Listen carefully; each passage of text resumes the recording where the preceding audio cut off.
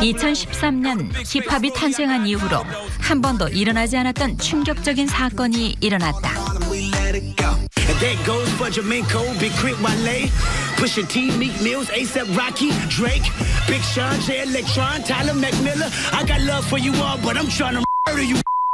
그는 11명의 래퍼 이름을 거론하며 만인에 대한 투쟁을 선포했고 그가 지른 불씨는 급기야 지구 반대편으로까지 번졌다. 투팍, 아이스 큐브, 닥터 드레, 워렌 G, 스눕독. 이름 그 자체로 힙합의 상징인 이들과 어깨를 나란히 할 또 한 명의 주인공이 있다. 등장과 함께 세계 힙합계의 판을 뒤집어 놓은 켄드릭 라마다.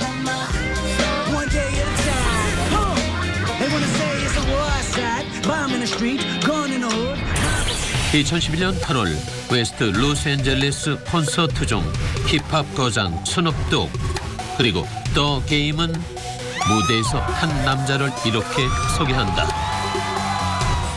뉴 퀸 오브 더 웨스트 코스트. 무대에 오른 남자는 웨스트 코스트의 왕이라는 칭호와 함께 참았던 눈물을 쏟아냈다. 힙합 스타들이 이 남자를 인정했다는 것은 곧 힙합 역사가 인정한다는 뜻이다. 메이저 데뷔도 하기 전 웨스트 코스트 힙합의 차세대 왕으로 공식 인정받은 이 남자의 이름은 켄드릭 라마다. 미국 캘리포니아 LA 외곽의 작은 소도시이자 흑인 빈민가로 알려진 컴턴에서 태어나 자란 켄드릭은 8살이 되던 해 인생을 바꿀 경험을 하게 된다.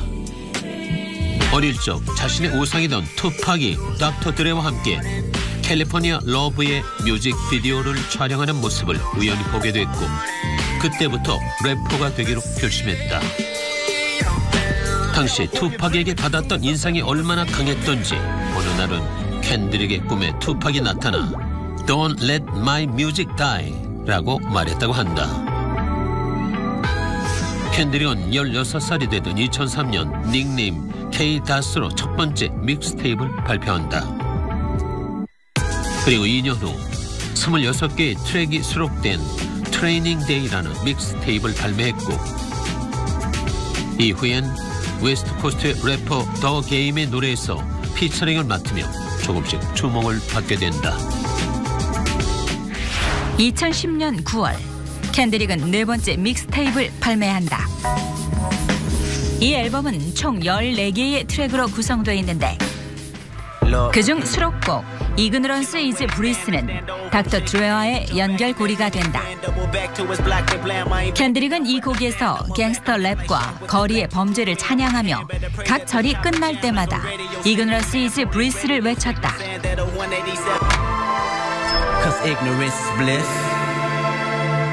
한 동영상 사이트에서 이 곡의 뮤직비디오를 본 닥터 드레는 큰 인상을 받았고 켄드릭을 주목하기 시작했다. 믹스테이프를 제작하며 부지런히 자신을 알려나가던 켄드릭은 2011년 첫 번째 정규 앨범 섹션 80를 발표한다. 이 무렵 켄드릭에게 운명을 바꿀 기회가 찾아왔는데 바로 몇 년 전부터 켄드릭을 지켜본 닥터 드레가 러브콜을 보내온 것이다. 처음 닥터 드레를 만난 켄드릭은 당시 느꼈던 심정에 대해 이렇게 말했다. 드레를 처음 만났을 때 정말 흥분했어요. 내가 지금까지 작업했던 모든 것, 쌓아온 모든 것들이 이 순간을 만들어낸 거죠.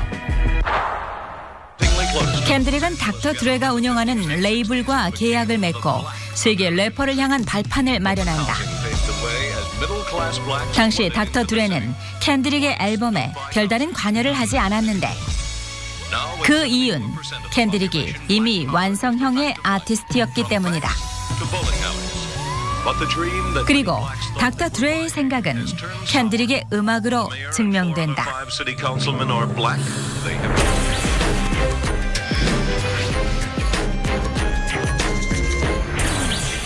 1994년 4월 19일에 발매된 나스의 데뷔 앨범 일매틱.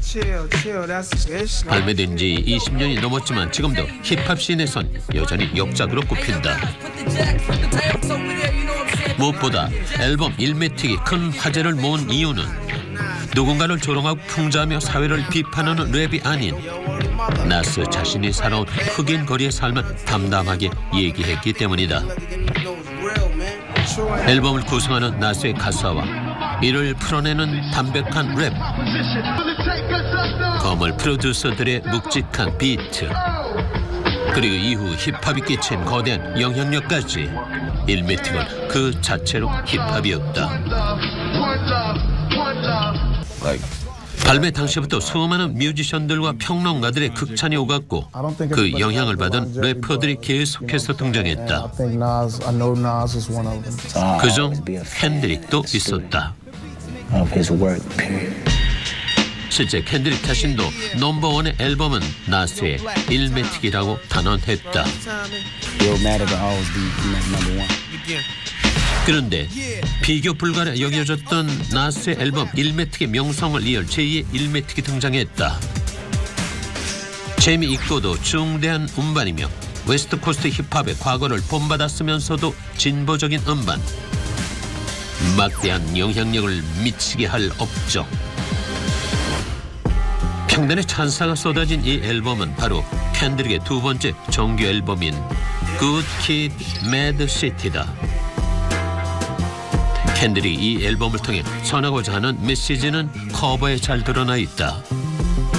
켄드릭과 함께 눈이 가려진 삼촌 2명과 할아버지의 모습을 담은 앨범 커버. 그 아래에는 작은 글씨로 켄드릭 라마의 단편 영화라고 적혀있다. 사진 속 켄드릭의 눈을 가리지 않은 이유에 대해선 자신이 보고 경험한 내용을 바탕으로 자신의 시각에서 이야기했기 때문이라고 한다. 켄드릭을 안고 있는 삼촌의 손은 스트리트 갱 크립스를 상징하는 핸드 사인을 하고 있는데, 이는 켄드릭이 갱스터와 마약으로 가득한 암울한 곳에서 유년 시절을 보냈음을 암시한다. 실제 켄드릭의 고향인 컴턴은 미국 캘리포니아 LA 외곽에 위치한 흑인 빈민가로 투팍, 닥터들의 스눕독 등을 배출해낸 힙합의 본고장이다. 켄드릭 역시 이곳에서 겪은 경험들과 가혹한 현실들을 컴턴이라는 도시를 배경으로 이야기를 풀어냈는데, 앨범 Good Kid, Mad City의 전체적인 서사는 의식적인 주제를 다룬 앨범이나 거리의 삶을 노래한 앨범들과 큰 차이가 없다. 하지만 3명의 인물과 사건, 3개의 벌스를 오가며 각각 다른 목소리로 이야기하는 부분, 즉 켄드릭의 자전적인 이야기를 픽션의 형식과 결합해 풀어낸 서사는 치밀하게 구성된 영화 한 편을 본 듯하다. 특히 인트로와 아우트로의 스킷을 사용해 트랙 간의 연계를 살려 하나의 문학에 가깝다는 극찬이 쏟아졌다. 자신의 메시지를 전달하기 위한 켄드릭의 노력은 명반 중의 명반으로 꼽히는 나스의 앨범 일매틱과 비교해도 손색 없는 앨범을 만들어냈고 입소문을 통해 널리 알려졌다. 이 음반은 청자들로 하여금 반사적 의리, 좀도둑질, 그의 고향에서 일어나는 갱스터들의 전쟁에 무릎 꿇어 탈선하게 될 위기에 처한 선량한 아이의 내적 갈등을 느끼게 해준다. 그곳에선 켄드릭 라마를 포함한 그 누구도 영웅적인 존재가 아니다. 대중음악계에 켄드릭이란 존재를 신속하게 각인시킨 이 앨범은 첫 주에만 24만 장이 판매됐고 빌보드 200에서 2위까지 오르며 단숨에 미국 힙합씬의 신성으로 떠올랐다. 하지만 이것은 시작에 불과했다.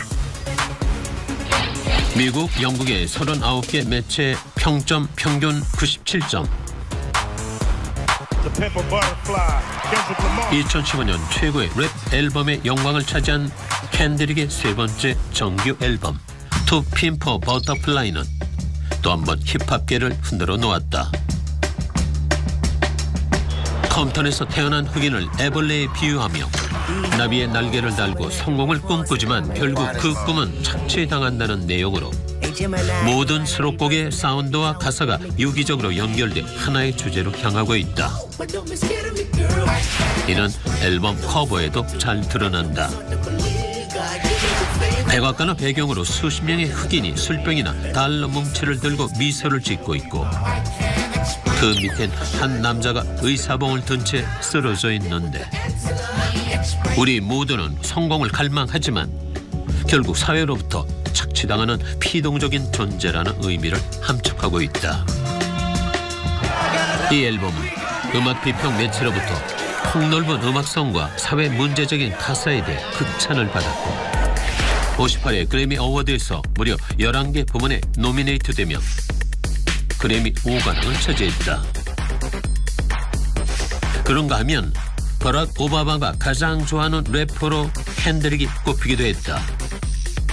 피 매거진에서 오바마는 가장 즐겨 듣는 노래로 이 앨범의 수록곡 How Much a Dollar Cost라고 밝혀 화제를 모았는데 실제로 오바마는 백악관으로 켄드릭을 초대해 직접 만났으며 큰딸 말리아 오바마의 18살 생일에 초대하기도 했다. Thank you, everybody. God bless you. 메이저 무대에 등장하자마자 화제와 극찬을 몰고 다니며 새로운 랩의 신으로 떠오른 켄드릭. 세상을 바꾸려는 켄드릭의 시도는 사람들에게 끊임없이 자극을 주고 있다. 더 좋은 세상, 더 멋진 세상을 만들기 위한 래퍼의 노력이 현실로 이루어지고 있다.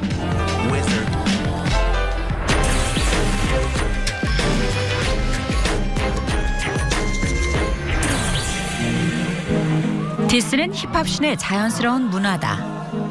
오랜만에 보내 잘 지냈니 안녕 너 YG에 들어가서 요즘 그릇 닦는다며 왜 나왔어. 공격적인 어투와 단어를 사용하지만 본질은 서로의 실력을 겨루고 이런 과정에서 함께 실력을 발전시키는 데 있다. 그러나 때론 수위를 넘나드는 표현으로 팬들의 신의를 잃어버리기도 한다.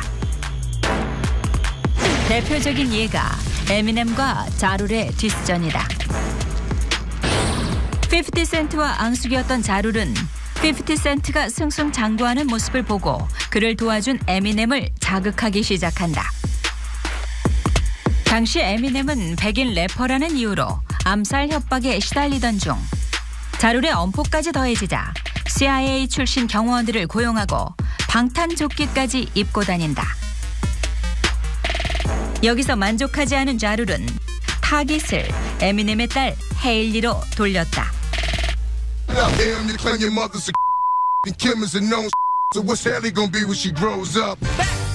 사랑하는 딸을 모욕하는 자룰의 디스곡에 에미넴은 결국 폭발한다. 에미넴은 2곡의 디스곡을 써서 자룰에게 맞서는데 그중엔 딸 헤일리의 피처링에 들어간 곡도 있다. Daddy, is Ja Rule taller than me? No, honey, you guys are the same size. 에미넴의 디스곡은 자룰의 디스곡에 비해 높은 평가를 받았고 이 사건으로 헤일리의 엄마가 돼주겠다는 수많은 여성 팬들이 나타났다. 힙합 팬들은 미성년자를 디스곡에 넣은 자룰을 비난하기 시작했고 결국 자룰은 외면당하며 추락한다. 2013년 세계 힙합계를 발칵 뒤집은 사건이 발생했다. 켄드릭의 앨범 Good Kid, Mad City의 성공 후 주로 피처링 작업을 통해 모습을 드러냈는데 빅션의 노래 컨트롤도 그중 하나였다. 켄드릭은 이 곡에서 주목을 받고 있는 11명의 래퍼들의 이름을 언급하고 나섰다.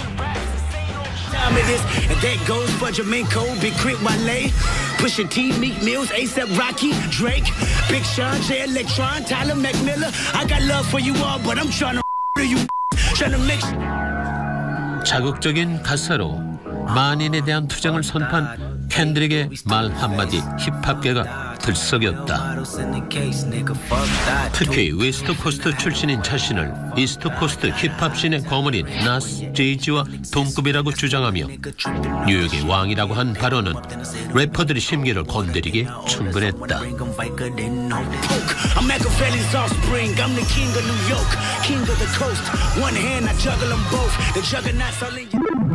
이 곡이 공개되고 24시간도 되지 않아 래퍼들은 자신의 SNS에 캔드릭의 선포에 대응하는 노래들을 올리기 시작했다.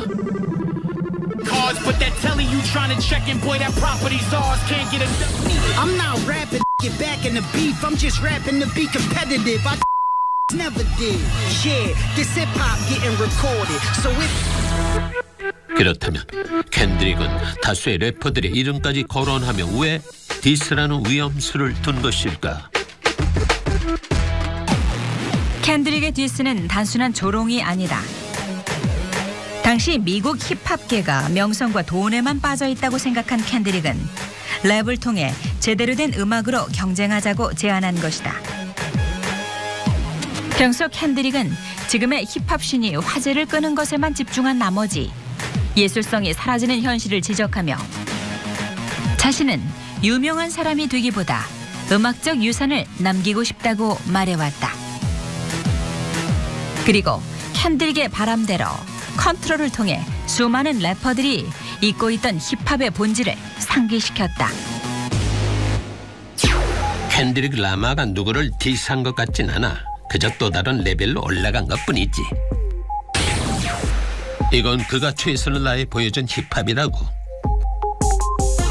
캔드릭은 디스라는 이름 아래 펼쳐지는 경쟁이야말로 힙합의 DNA이며 랩의 동기를 부여하는 에너지며 정당한 승부의 상징이라는 사실을 일깨워줬다. 이 사건으로 캔드릭은 대체 불가한 힙합의 미래가 된다. 한때 잘 나가는 래퍼가 아닌 의미 있는 클래식 앨범을 남기는 레전드를 꿈꾸는 캔드릭. 지금 이 순간에도 전에 없던 힙합의 역사를 쓰고 있다.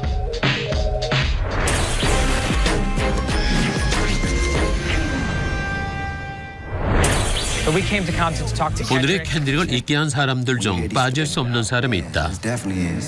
현재 캔드릭이 소속된 레이블의 대표 앤서니 티피스가 그 주인공이다.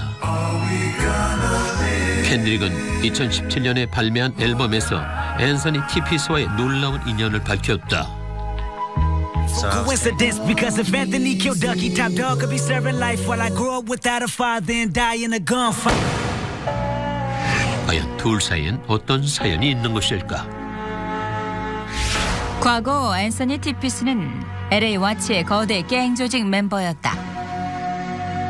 패스트푸드점을 털며 생계를 이어나가던 앤서니 티피스는 어느 날 캔드릭 아버지가 일하는 한 패스트푸드점에 들어갔고 캔드릭 아버지는 그런 앤서니 티피스에게 공짜 치킨과 비스킷을 챙겨줬다. 이 사건은 두 사람의 운명을 바꿔놓았다.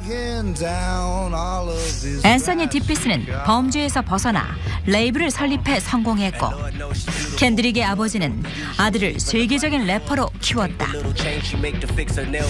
만약 캔드릭의 아버지가 앤서니 티피스에게 호의를 베풀지 않았다면, 그래서 앤서니가 돌이킬 수 없는 선택을 했다면 캔드릭의 말대로 우린 최고의 래퍼를 만나지 못했을 것이다. 2016 BET 어워드에 출연한 비욘세는 자신의 댄서 팀과 함께 오프닝 공연을 화려하게 장식했다. 특히 물을 활용한 독특한 무대는 관객들로부터 뜨거운 호응을 끌어냈고 잠시 후 캔드릭의 깜짝 등장으로 공연은 절정에 이른다.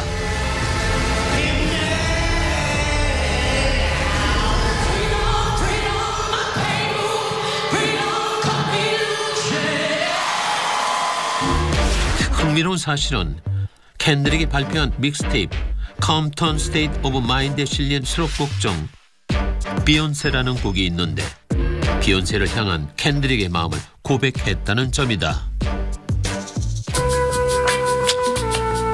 Man, Beyonce, I'm mad, Shu. Man. 이 노래 덕분일까? 비욘세 앨범 레모네이드에서 캔드릭은 프리덤이라는 곡을 함께 작업하는 행운을 얻는다. 하지만 캔드릭에겐 오래된 연인이자 약혼녀인 피트니 알포드가 있다. 2015년 4월 한 라디오 방송 인터뷰에서 약혼 소식을 처음으로 알린 캔드릭은 평소 사생활을 중시하는 성격으로 피트니 알포드에 대해 알려진 사실이 거의 없다. 다만 자신의 두려움을 말할 수 있는 사람, 가장 친한 친구로 약혼녀의 존재를 알렸을 뿐이다. 비평가들은 근래 예술적 성취에 도전한 래퍼는 없었다고 말한다. 일부 뮤지션들은 비틀즈의 음반처럼 명반을 만드는 게 음악인들의 목표였던 때를 떠올리게 한다고 말했다. 모두 캔드릭을 두고 하는 말이다. 세계 힙합계의 대란을 일으키며 한 세대에게 세상을 바꾸라고 촉구하는 캔드릭. 앞으로 그가 써나갈 새로운 역사에 모두가 주목하고 있다. 2012년 메이저 데뷔 앨범으로 세상을 평정한 캔드릭은 제이지가 참여한 싱글을 발표한다. 이 싱글의 공식 커버는 농구의 황제 마이클 조던과 그 뒤를 이은 코비 브라이언트가 경기장에서 함께 서 있는 사진이었다. 이 사진은 무엇을 의미하는 것일까? 현재 힙합계의 마이클 조던인 제이지가 다음 힙합 제왕은 캔드릭이라는 것을 세상에 알린 것이 아닐까. 성공한 래퍼를 거절하고 세상을 바꾸는 위대한 리더가 되길 원하는 캔드릭의 바람이 오늘도 세상을 향해 소리친다. 힙합은 삶이고 도전이고 희망이라고.